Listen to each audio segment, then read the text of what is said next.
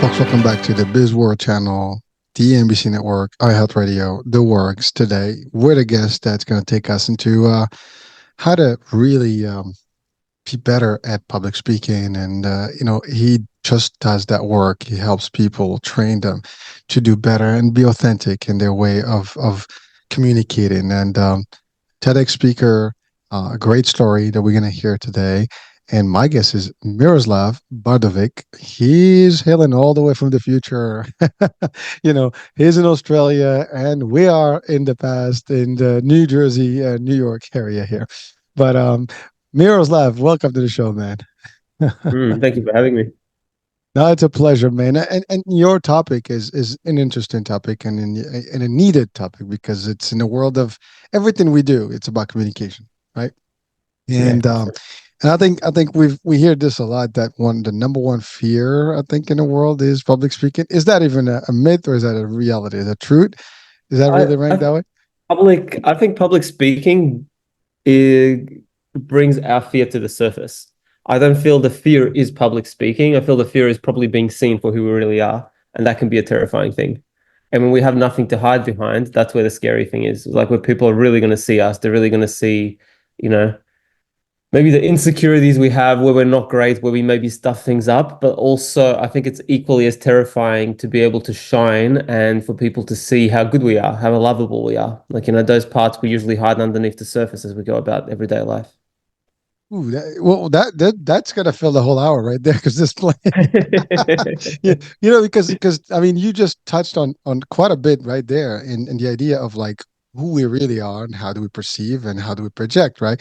And you're right. I mean, anybody that's been in front of a public or group talking, there's a chance you're right. If you start thinking about it, you get nervous, you get anxious, you get all these things that can, maybe your words are stuttering out, maybe you're choking in the discussion. This can happen. And listen, I mean, I've done public speaking pretty much for a long time. I mean, as being in sales, I do a lot of presentations. I was a tour guide, so you're always in front of people. And then now, of course, we're doing the media. Now, obviously, the media you hide behind the screens, a little different. You can edit stuff, but when you're standing in front of people, you can't, right? So it's a little bit different. And you're right, nobody's watching you and posture, your movement and stuff. And you're also looking at people and seeing like what they're thinking, and sometimes your mind starts playing, right? So let's talk about all that. Like, why is it that we have these projections and fears and thoughts that are going in front of us when we start doing this? And that's going to be a bulk of the discussion. But before we get into that, let's talk about your journey that got you into Okay. it. Just because I think that's an important thing. There's something that got you into this world, and then we can dive into the real dilemma and hopefully get some resources to people where they can become better and easier at doing this. Yeah, I mean, where you just started going with that question, I'm like, that's going to be deep. And I love that you're diving straight into the deep stuff. But to wind it back to my story, so I was born in Yugoslavia before the war. Um, Lived in Bosnia at the time. I was 4 or 5 when the war broke out. So we ended up as refugees over on the Serbian border. And then I think within about a year or so of that, we ended up being refugees again, moving over to Australia. So I came here at some age. I developed a stutter. I don't know when, but recently I developed a stutter, and I also had this thing where most of the time I wouldn't even talk. So I was very, very shy, very quiet, very introverted. Like through primary school and even high school, the reports at school were always like, Miroslav's great, but what can we do to get him to talk? So, and it was weird because around my friends and family outside of the big world, I was fine, and I would talk fine. But put me in any kind of other situation at school, at the soccer club, whatever, I was very, you could say, disassociated from it. And it wasn't a choice. It just felt like there was nothing I could do. My throat was tight. People would go to speak to me, I wouldn't be able to respond. People would come up to my friends and say, "Does he ever speak?" And it's kind of like they were assuming that I wasn't all there mentally as well to even say something like that. And I'm like, I could understand them, I could engage fine, but sometimes for whatever reason, it just wouldn't work. And recently, I was actually speaking at Mind Valley in Tallinn, um, just last this year, and a woman came up to me and she's like, "I specialize in selective mutism, and what you described is pretty much selective mutism." And I was like, "I never even knew that was a thing." So it's basically like some people develop this thing where they just mute in certain situations. For me, it was in a lot of situations, and if anywhere where I didn't feel really safe, It just felt like I didn't have access to my voice. And you hear me now and you're like, okay, so you've worked through this, it's whatever, like a rags to riches story. I'm like, yes, and when I speak Serbian, I still fall into that same pattern. It's like I'm still working through whatever that blockage was in my mother tongue, which also gives me this sense like whatever happened originally that created that experience of selective mutism happened before the age of 5. So when people come to me now and they say, but I've got this condition and blah, blah, blah, I'm like, no, I get it. I've worked for it once already. And I've got this bonus thing where I get to work the same thing through the same thing twice in my lifetime. So I completely get the pain of not being able to speak and communicate the way we want to. And what really helped me, like one of the defining moments was I remember the first time I went to a meditation class. I would have been like, I don't know, 18 or 19 at the time.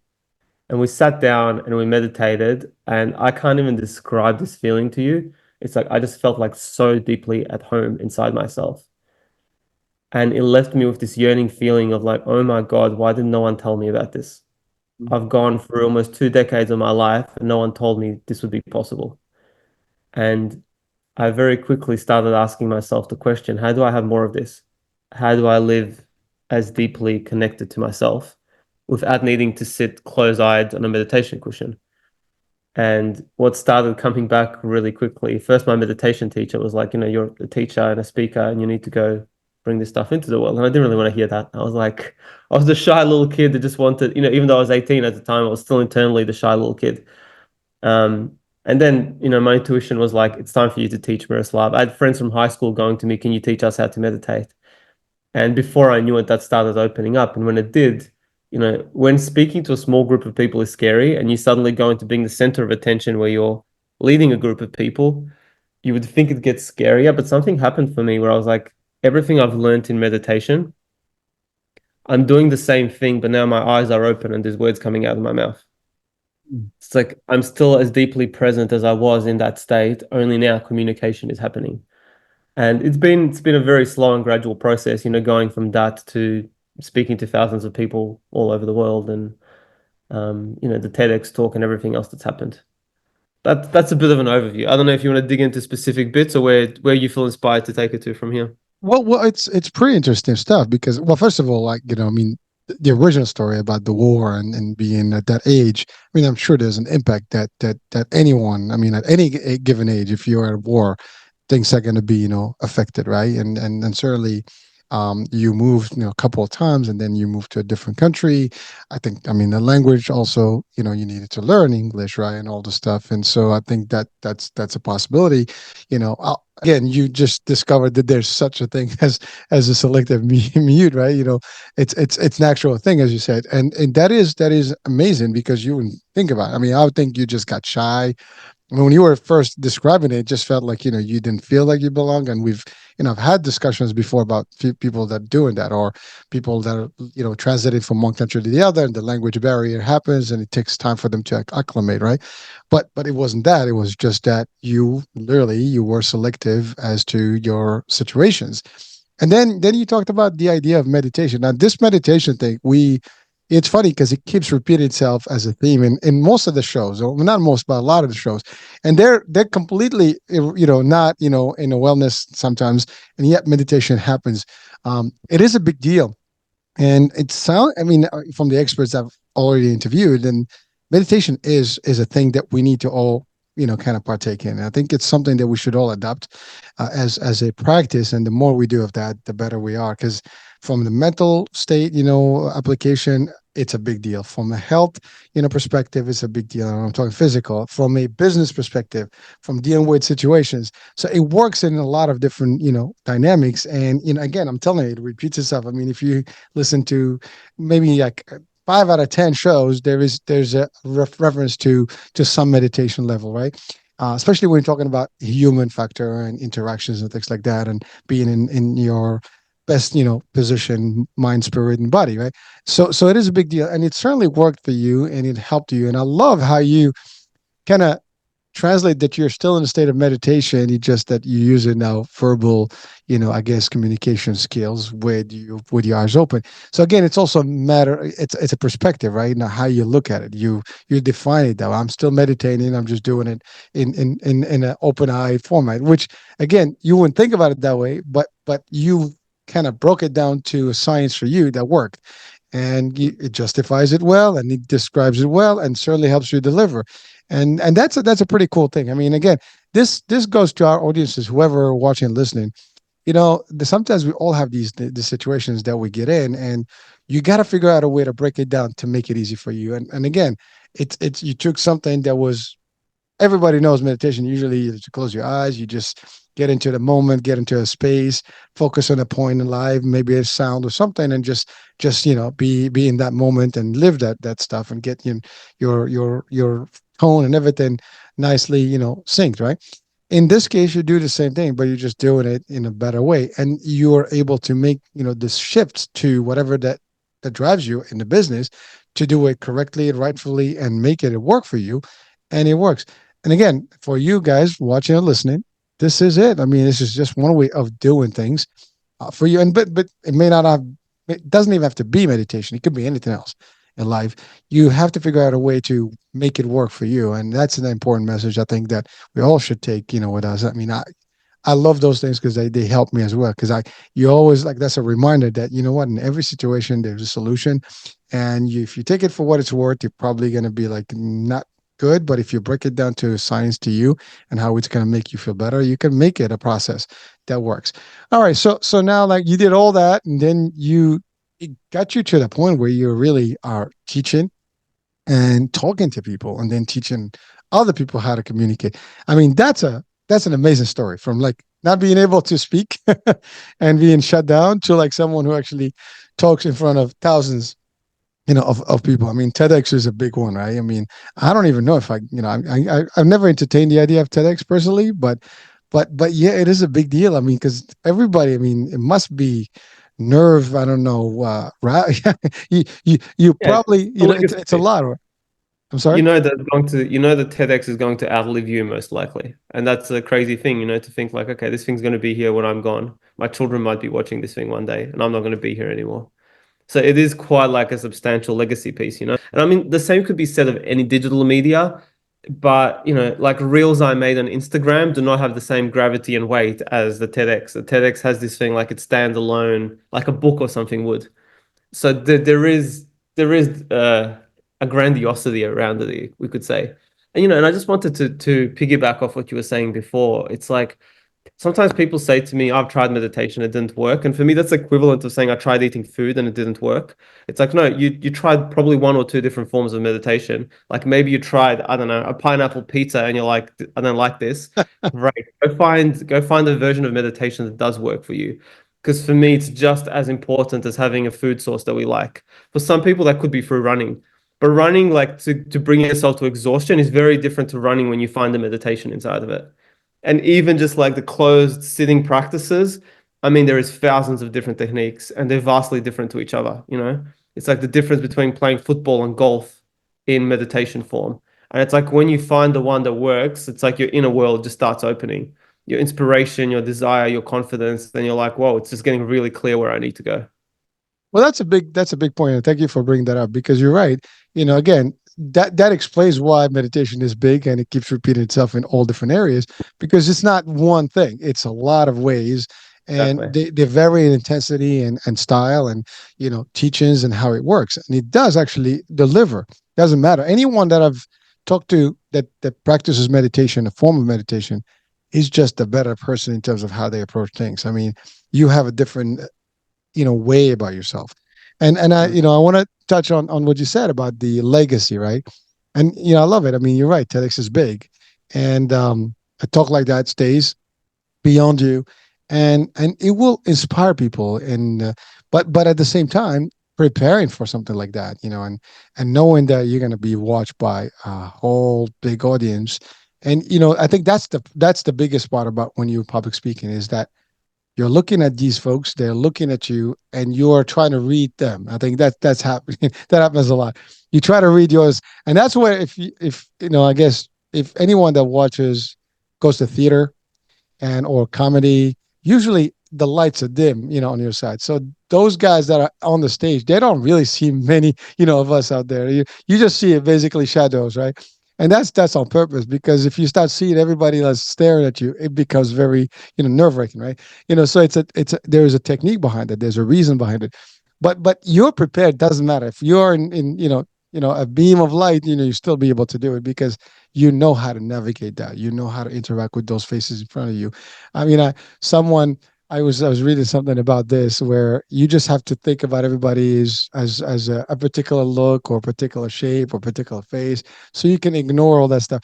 There's ways to deal with this, and there were a few techniques that they were showing, or like, thinking about them, that they don't know anything, they're just there. I mean, there's ways of kind of almost psyching yourself that these folks are just not going to phase you, and you got this, that you'll be able to deliver, and you don't have to think about them individually. Now, that's just what I was reading in some of the stuff, but I'd like your expertise on this. Like, Question. what Yeah, what is it that we have to do, and how does it really interact with people in the audience? this is a very good question. I love that you're going there. Um, so there's a lot of what I call old school or traditional approaches to public speaking, and some of it is okay, and some of it for me is a bit outdated. Now, in the old school version, you could say something like, imagine the audience is naked or whatever. Imagine they're not there, just look at the back of the wall. And what it creates is a subtle form of posturing. It's like, I don't feel safe being on stage. So if I change what's actually happening, or if I posture, or if I put a wall between myself and the audience that don't affect me, I'm going to be safe. And it works, but there's a cost, and that cost is connection. Like, if you and I sat down here and I pretended you weren't here and I was just speaking to the back wall, you'd be like, that's a bit weird. We don't do that in one-on-one. And when you do it on a stage of one to many, it's like it costs you connection. Connection is everything. Connection is how you create trust. And trust is, will people buy your message, your vision, the beautiful thing you see in the world? It's like, if they don't trust you, they're not going to buy into it, no matter how well thought out and scientifically researched it is. If you're in business, trust is the key ingredient people need to buy from you. Well, I know in business, you typically say people need to know you, like you, and trust you. Well, guess what? If they don't trust you, the other two are like irrelevant. We're just wasting time talking about the other two. It's really about trust. And like, what's going to create trust is how deeply we know someone and how deeply we can connect with them. And this is often why when someone walks away from like a used car dealership and they're like, don't know what it is about that guy, I just can't trust him. Even if all his cars are great, it's still like, I just can't get through because he feels like a charlatan or whatever. Um, and what I actually suggest or invite people here is to come out of the posturing. So we posture to keep ourselves safe. And what's on the other side of that safety is probably a bit of vulnerability, which is also how we create connection. And this is nothing new. If you've ever watched a military film, what they do with new recruits is they break them down into vulnerability. And then when they're vulnerable, that's when it creates connection, where they're willing to fight for each other, where they're willing to put, their bodies on the line for the other men that they're so deeply connected with. That wouldn't happen in a group of strangers. So we know vulnerability is the key thing that connects us. But as speakers, what my path has shown me, and what I invite people that choose to work with me, is it's through allowing ourselves to be vulnerable that we create connection. And sometimes people think vulnerability is opening up your therapy on stage. I'm like, it's not. It's letting your walls down. It's not going into your childhood trauma and blah, blah, blah, and this happened to me. I'm like, that can be vulnerable. And it can also just become a repetitive story you're using as a tool to try and create vulnerability. But you breathing and looking at an audience member in the eyes, that can be vulnerable. You smiling at someone can be vulnerable.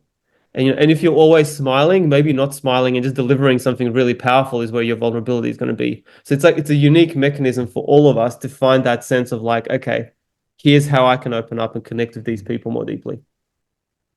It's amazing, because I love what you said about the old way, the traditional way, and a better way.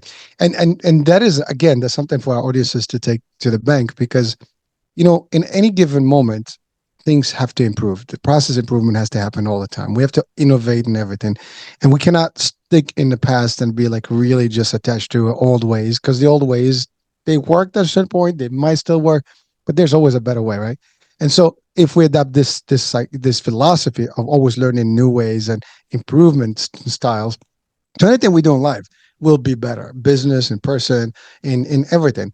And specifically, as you said, this, I mean, you're, so that's what I was referring to in terms of the audience. Picture them with, I don't know, a horse head or naked or something that makes you feel more, more powerful and, like less vulnerable, as which is the opposite actually, really, because you want to create the vulnerability versus the other way. But that was kind of like the way it was. Like you would just want to blank people out. And it's amazing because you said something very powerful that we might know about, but we don't see it all the time.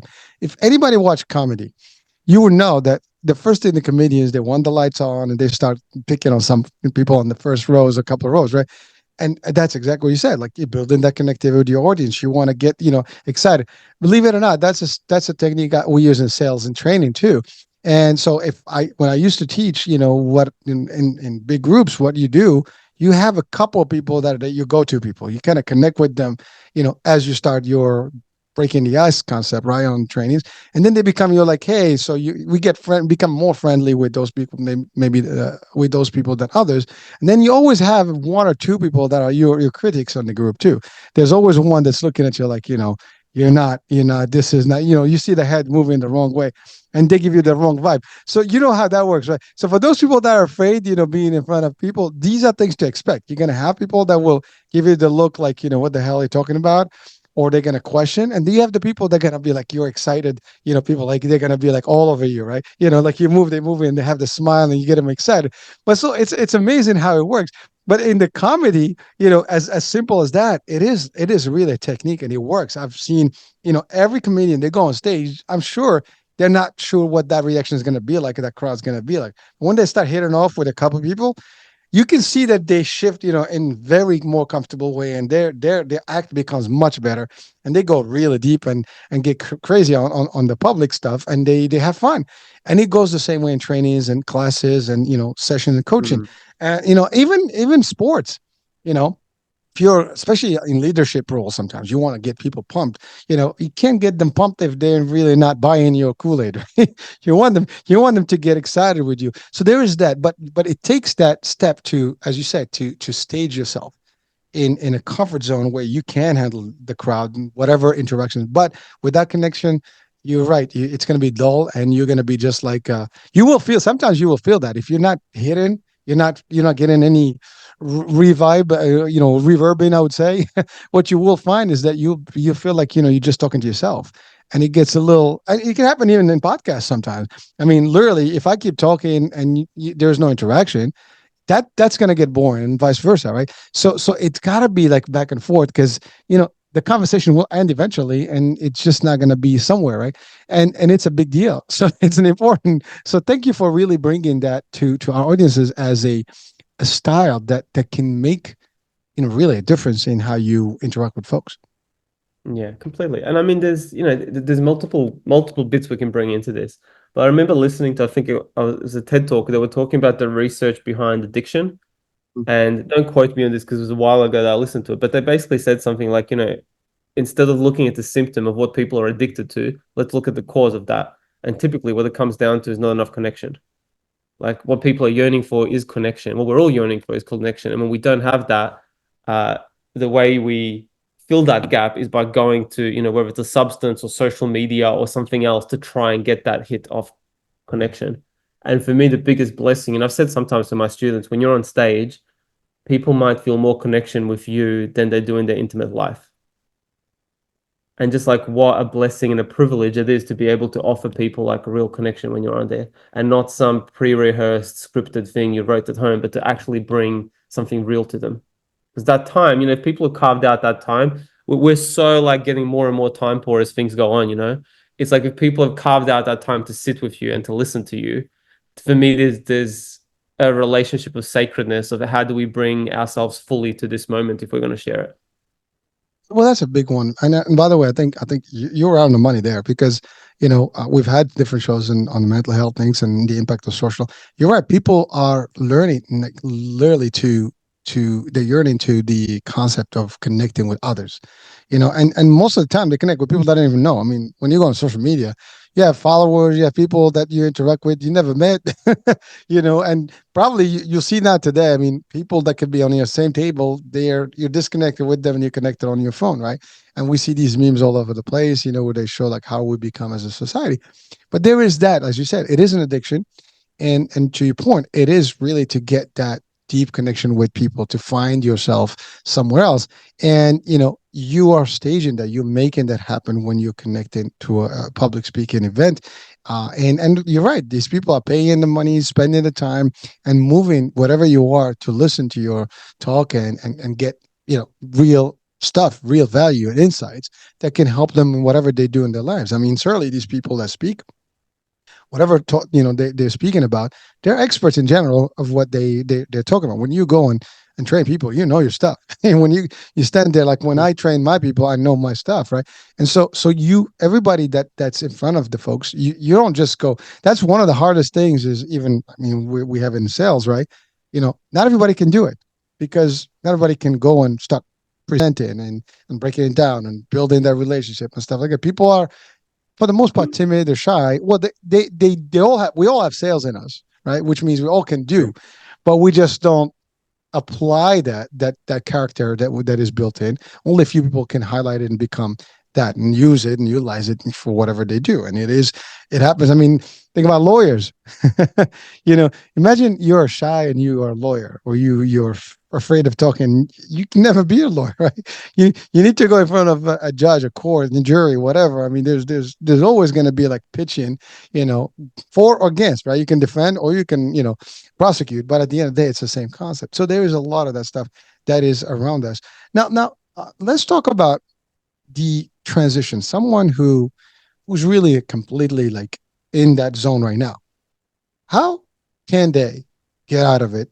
In terms of the steps or maybe their tools, and obviously, certainly, they can reach to a coach and someone that is an expert trainer.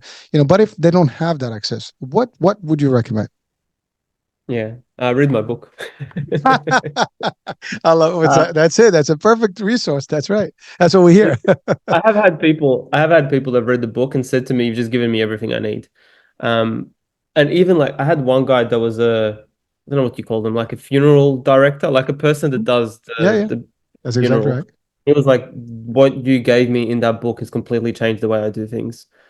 And again, I can't quote him here because this was over a year or two. He came up to me and said this, but he goes, before I was just kind of doing the role.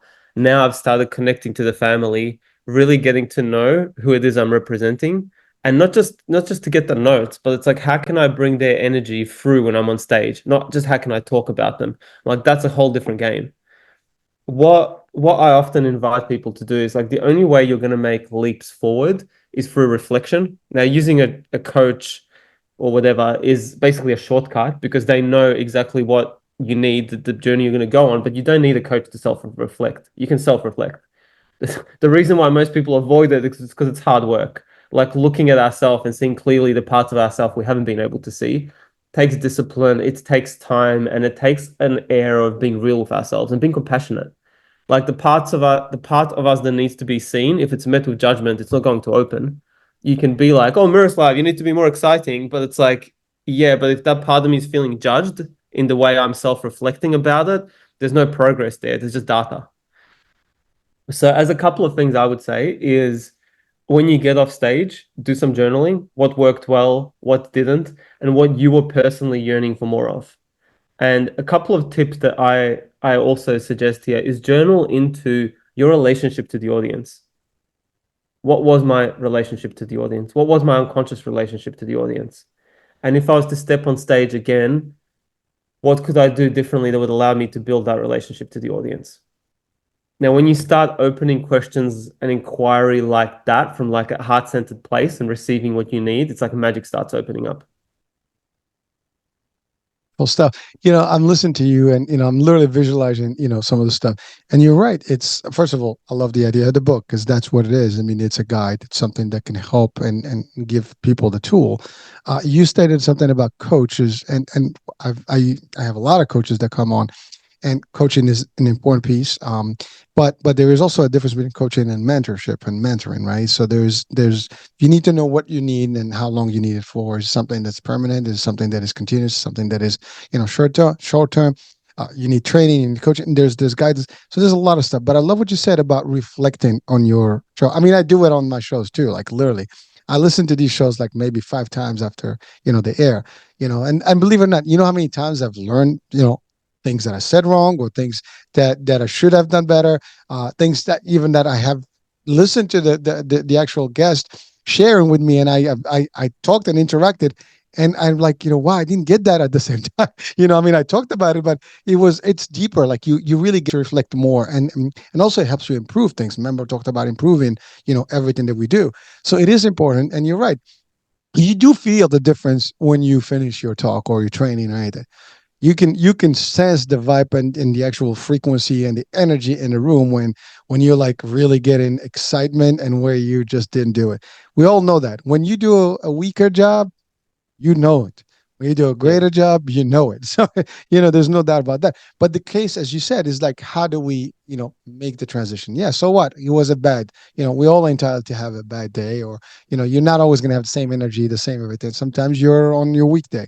But how do I reduce those days and how do I improve? Mm. So those are seamless. Like for the most part, I give the same, level. I mean, again, even in talk shows, it's the same thing. Not all the energies are equal, right? There's a lot of stuff that gets into the discussion. Sometimes you get excited. I mean, I'm always excited, but that's not I get jumpy all the time, but I'm hyper. But the idea is, it does help. Like, the interaction, the frequency, the energy that is exchanged. The topic can make a difference too. Like, if you're passionate about something, that's the other thing. This happened to me once, and it's a true story. I because I've been in sales, so sometimes you get to do these talks and presentations. So in the healthcare and insurance, so we talk about different programs and that our companies have. So one time I was literally thrown to the wolves. I mean, I was literally not prepared, and they say, "Oh, we want you to go do this presentation," and I was totally not ready for it. Now, Mm.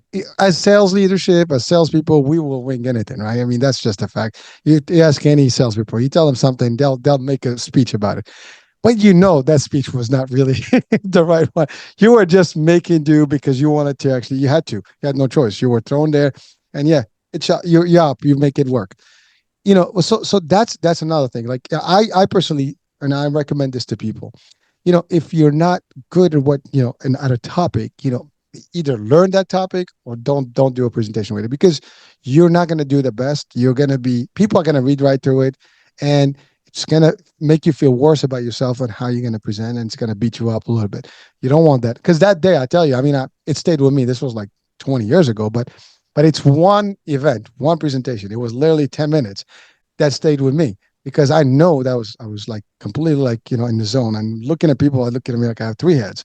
So I was a cliche of exactly what the stage, the stage fright is, in real concept, because I was feeling that I was not delivering, and people were just completely lost. And I'm admitting it, because that was something that I wasn't prepared. And I told them, do not throw me unless I prepare myself. Now, if it's my thing, I will go there and just have a blast with it.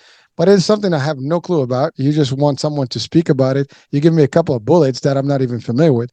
I mean, I read them, but I'm not going to be able to expand on them. So that was kind of like a true event that happened to me, and I kind of reflected on it. Obviously, beyond that point, and I made a commitment not to do that again. So that was just my thing, right?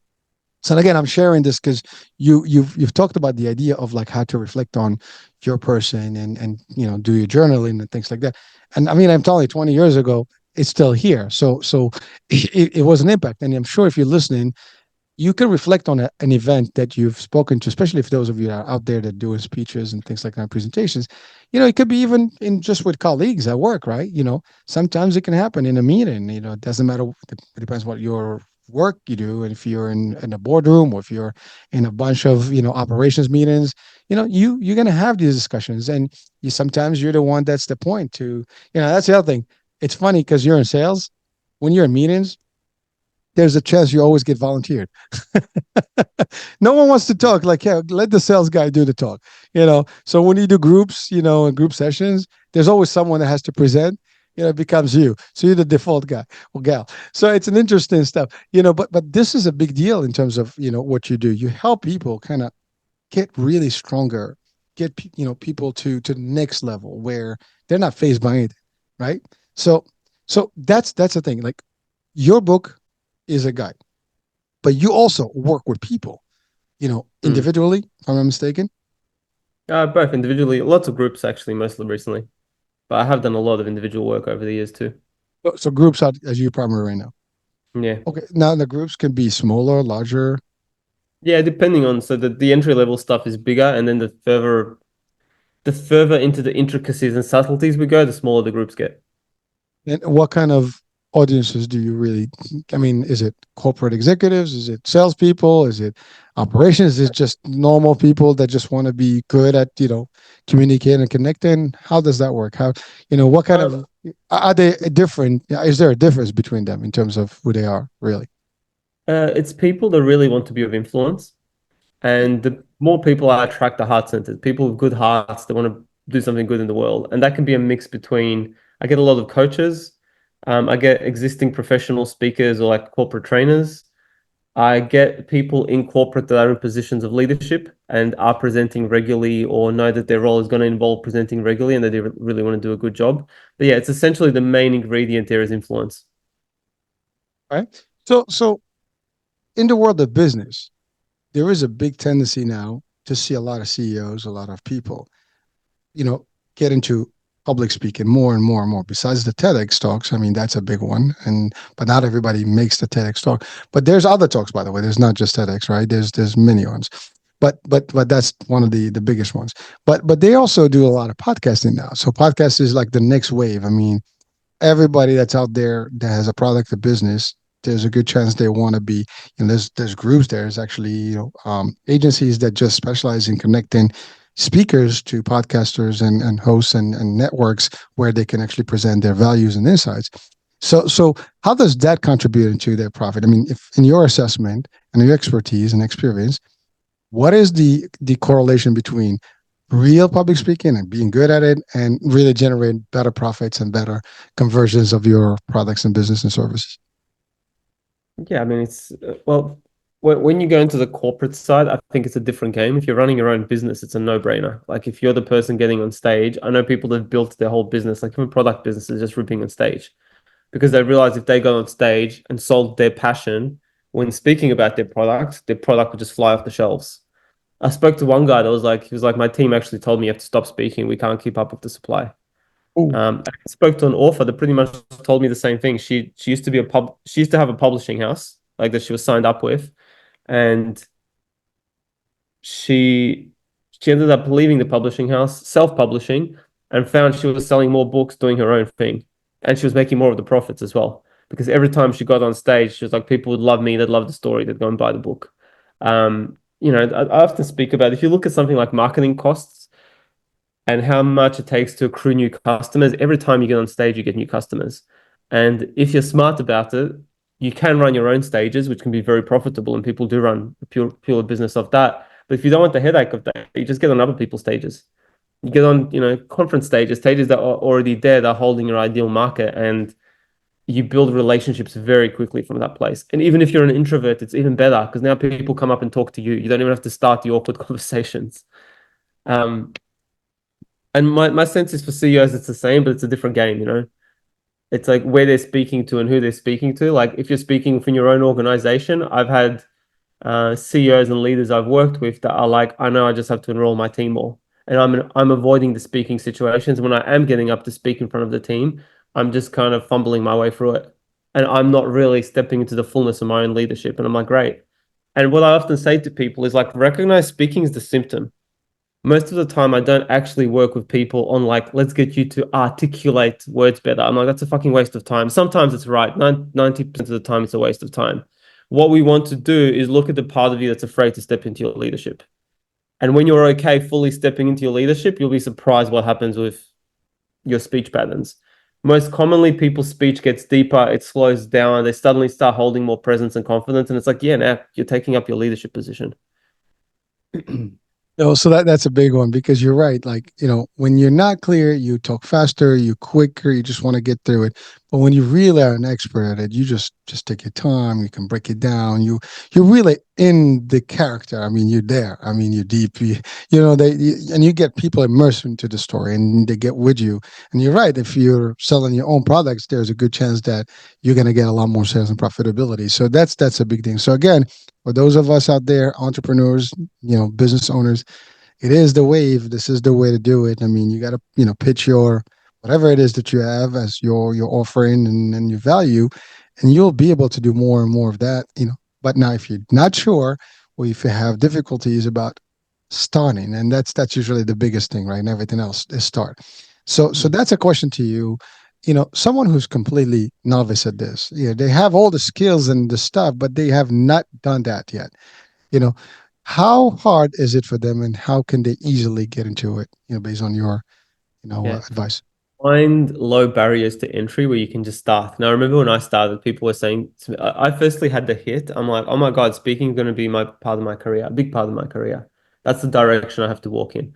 And at the time, I was a photographer, and I remember having a conversation with the BDM in the company and saying to her, I'm going to be a speaker. She was like, "You? What are you going to speak about?" It's the thing. It's the thing you hate. You dread hearing. It's like she just hit me with it straight away, and I was like, I don't know. I know it's where my life's going. So I'm like, give me a microphone and let's find out. And this was a bit like my running gag for a while. Like, yes, I got a website up. Yes, eventually I got topics. But when I'd be talking to people and they'd say, what do you speak about? I'd be like, I don't know, give me a microphone and let's find out. And I just let myself be in that early stage for as long as I was in it. And what I honed through that process was the ability to be on stage, to be comfortable, to be myself without necessarily knowing what I'm going to say, and working out what's the interest and point of desire or attention between what I can offer and what the audience wants. It's a massive skill set to have, and you don't have to take it to the degree that I did, but the learning is really just start. And a lot of my students that are early on come to me and say, "What if I don't have a message?" I'm like, "You have this idea that the message is going to drop from the heavens and Jesus himself is going to deliver your message to you. And actually, it's going to show up more like you're getting on stage. The stage is the place where you speak your message and where you refine your message. And if you don't know it, you start speaking and you start watching for what's the things that you felt passionate about and made you come alive, and what's the bit that the audience says to you afterwards. That thing you said, that really stuck for me and it really hit me. And suddenly you've got real data that's not sitting around in your office or bedroom. Suddenly you've got data where it's like, wow, this is the stuff that's actually useful and it's moving me and moving other people. And you find it's like there's a gravity. It's like, oh, this is what I want to work with. And where this path takes you is not ever where you're going to start. But you can't get to where you're going unless you start.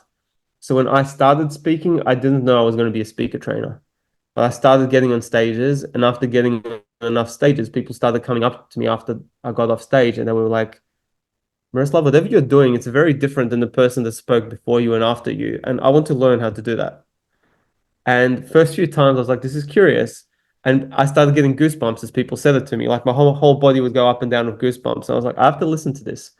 This is that next important thing I have to lean into, and I have to start teaching other people to do how it is what I've been doing." And I've been running this. This has been my full-time income for the last 5 years, and now it's gotten to a point where it's like it's evolving again, and all the curriculum and all the syllabus I've developed, it's like that's almost complete, and I'm building a whole nother layer to the work, and I'm finding the inspiration and direction is specifically with more elite speakers. So what used to be 5 years ago, looking at more entry-level speakers, now I'm already working with people that are doing like multiple six figures, some of them even up around the seven-figure mark, and it's like the refinement I've created through being in the work is what's allowed me to hone my message and to know what I'm going to do next. But if I was waiting to get my message right, I'd still be waiting. So that's a big point because you can almost stated that twice as a real advice to everyone watching and listening. This goes for everything, business, life, and everything. It's you got to start things, right? You can't wait for it to be perfect. You don't start perfect, and nobody starts perfect. A lot of people have this delusion that I want to get everything right before I get started in anything, any project or whatever. And you're right. Like, the only way to do it, I've said this many times, the only way to do it is just do it. You get up, get it done, and, yes, it's not going to be perfect. It's going to be a little bit, there's going to be a lot of scratches, and it's not going to be, it's like an artist, right? Your first, portrait, or your first, design, whatever, art that you're going to put on this, on a canvas, is going to be not the best. You know what I mean?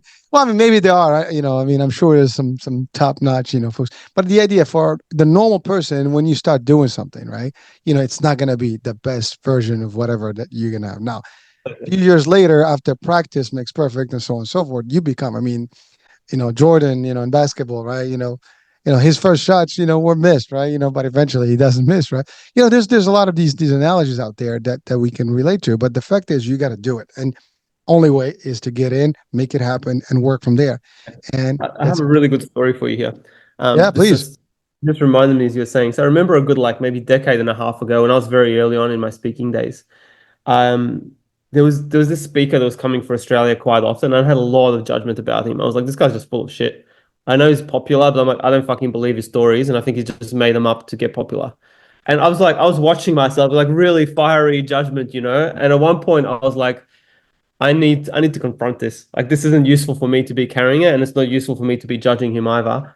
And as I was reflecting and doing some writing, I was like, I just need to go to his event and love him. And I went along, and he probably had 500 people in this room. And I just let myself sit there, and I let myself keep having compassion and keep having love for this guy. And when he went to tell one of his stories, I was like, this is obviously not true. And I can't believe everyone believes it. I'd catch myself, kind of do a wrist slap and be like, no, I love him. This guy's doing the absolute best with what he can right now. Can you just love him for who he is? And my whole practice was just loving him. And by the end, I was like, there's nothing but compassion for him. It was just like, okay, I'm accepting him as he is, and I don't need to change anything about this. And it was finishing, and I went to walk out of the aisle, and I was right up the front, the first few rows. I was like, I'm going to love this guy hard from the front.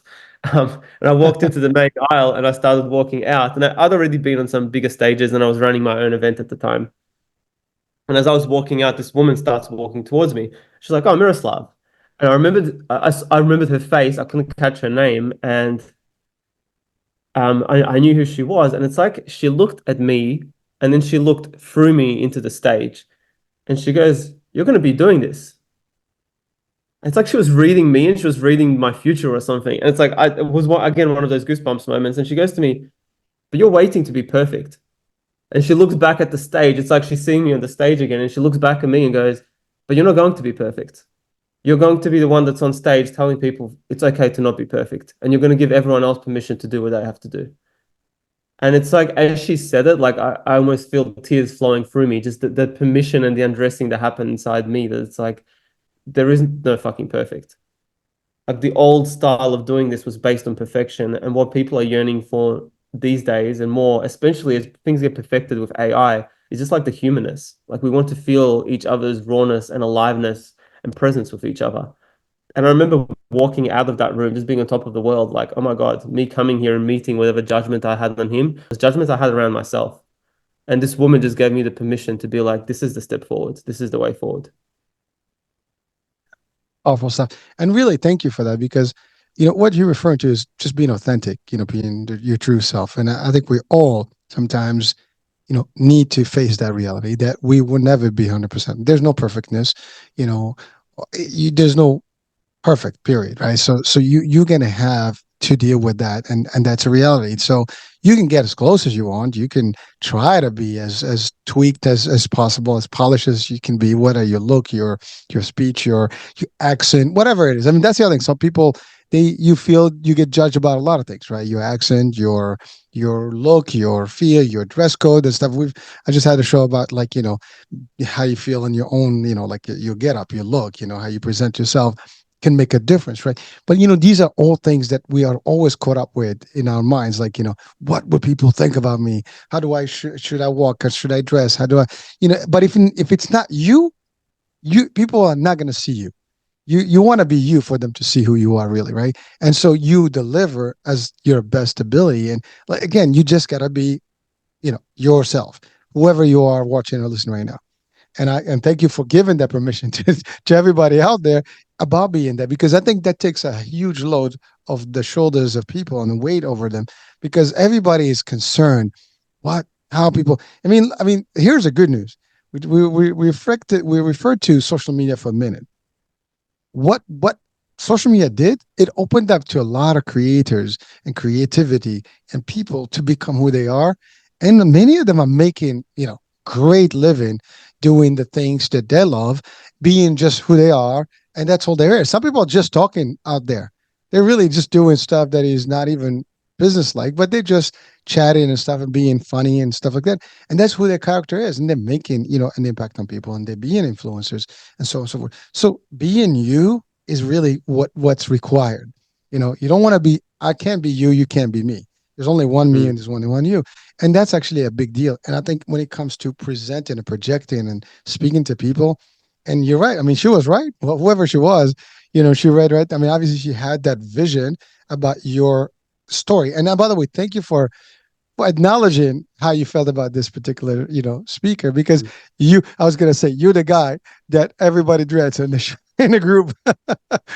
That guy that is always like, trying to find anything about your pitch and about your story that is not there, trying to disqualify your thoughts, right?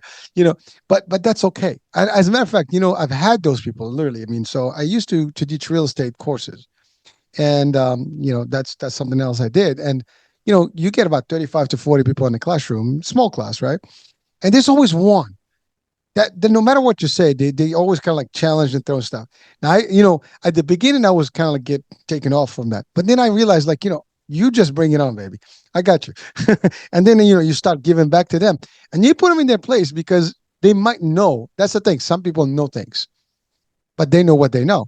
They don't know what you know, right? They might know what you know, but they don't know that you know what you know, in period, right? Yeah. So it's kind of weird, right?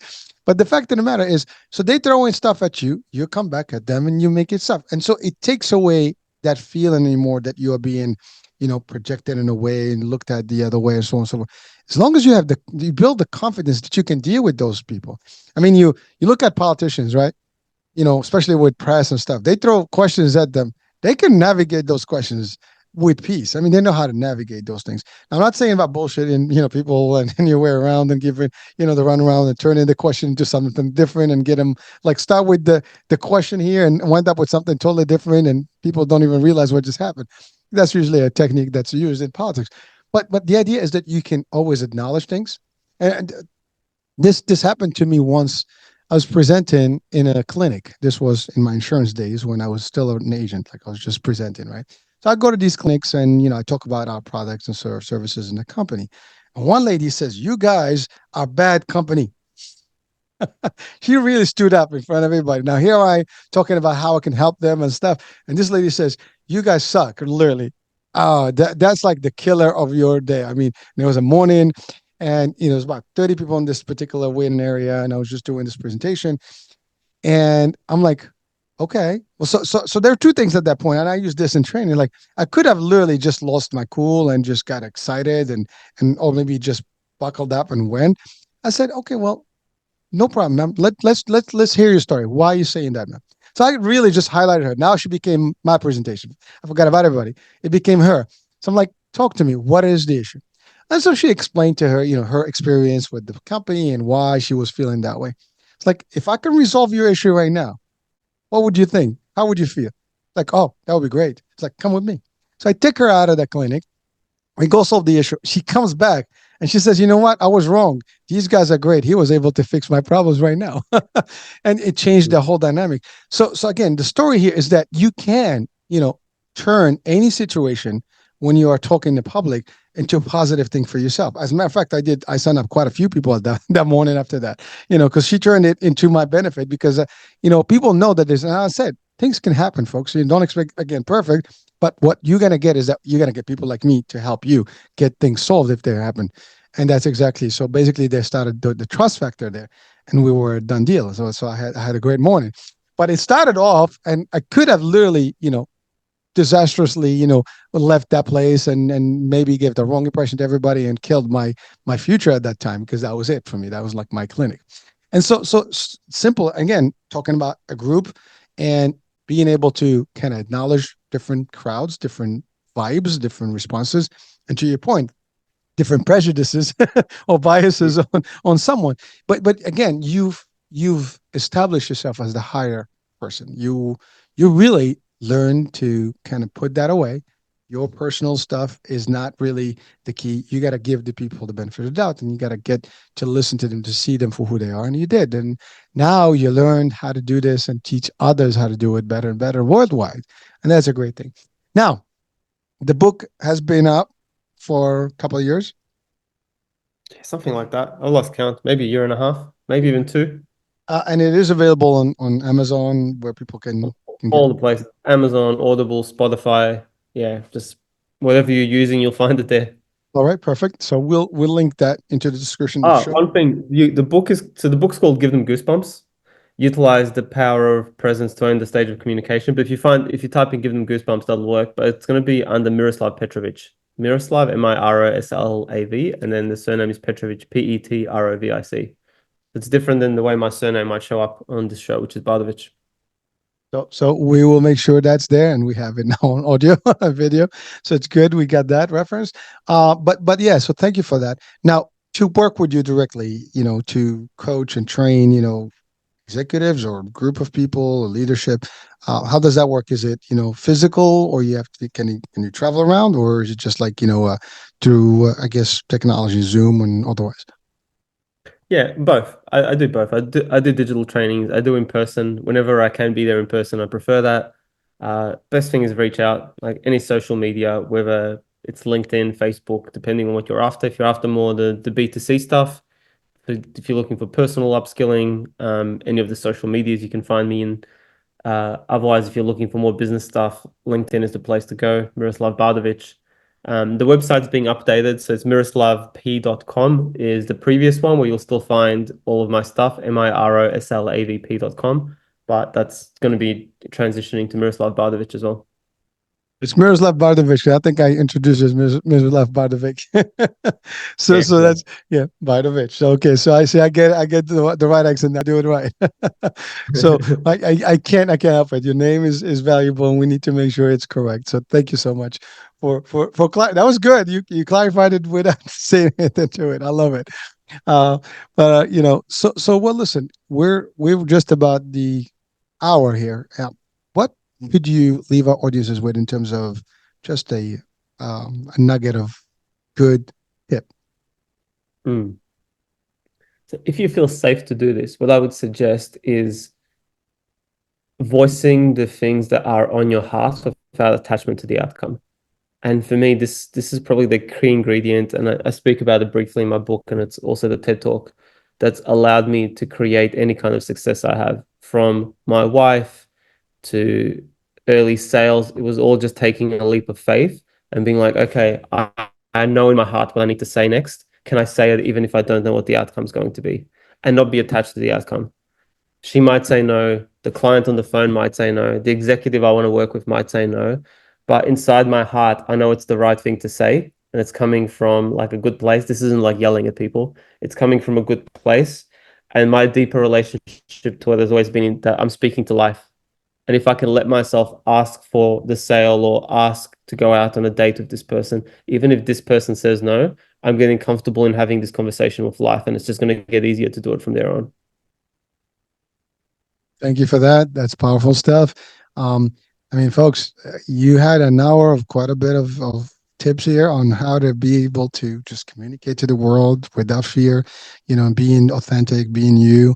And if it's not enough, and it shouldn't be enough, and 1 hour is not enough to get all that stuff, you know where to go now, and we're going to have the link there. Now, is there a website, by the way, that people can reach out or Yeah. just So the, as I mentioned, the Enlivened Speaking Institute is the training website. But if people reach out to me, me or the team can connect them to the right place to go, depending on what they're after. all right. Well, there you have it, folks. So there's no excuse. If you have questions, you have, worries about how you present to the world, and you have dreams of, TEDx and anything else that is public speaking, we have the resource here. And this is what we do to connect resources with you audiences. worldwide. And you know what? This is the good news about it. Like he's in Australia, I'm in the States, and we're communicating, and they can do the same thing anywhere around the world. So don't hesitate. Reach out, folks, and you'll get more of what you need to get yourselves into the next level of your life and improve in your direction, whatever that is, business, personal. As you said, you can do this and apply in a lot of areas, right? All right. So, Miroslav, thank you so much for being with us today. It's been quite an intriguing and fun discussion and interesting stuff because this is powerful things. I mean, communication again, it's is our forte. And well, it's not a forte; it's our needed thing, And so we want to make it a forte and be able to do it and successfully. You wanted to say something? Sorry. I was just gonna say thank you for having me. It's been a good chat. Listen, a pleasure, man. And yeah, so folks, we're coming to the end of the show. Hopefully, you've learned a couple of things, and yes, do check out the links. And that's about it. We'll be talking soon. You're doing the show on the topic, American Age.